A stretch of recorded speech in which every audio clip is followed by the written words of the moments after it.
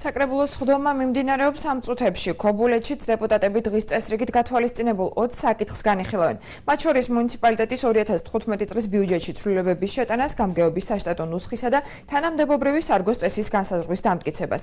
სხდომის დაწყებამდე პარტია ერთიანი ნაციონალური მოძრაობის წევრმა ელგუჯა ბაგრატიონმა დღის წესრიგში 3 საკითხის შეტანა მოითხოვა. ოპოზიციონერ დეპუტატს ქობულეთში იპოთეკით დაზარალებული მოქალაქეების პრობლემებზე, ციტრუსის სუბსიდირებისათვის გამოყოფილი თანხების გაუცემლობაზე და კონკურსის ხარვეზებზე საუბარი სურდა, თუმცა აღნიშნული საკითხები კენჭისყრის შედეგად დღის წესრიგში ვერ შევიდა.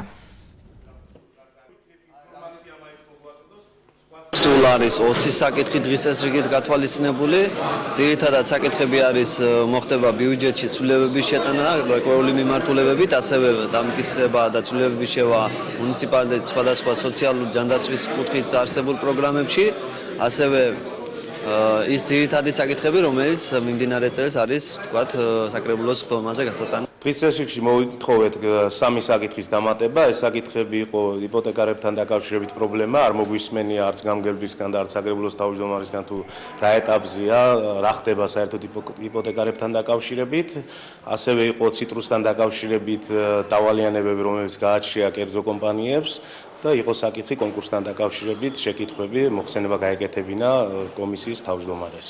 სამწუხაროდ უარი ეთქვა საკითხს იპოთეკარებთან დაკავშირებით და კონკურსის ხელმძღვანელის მოსმენასთან დაკავშირებით უარი ეთქვა საკრებულოს მიერ.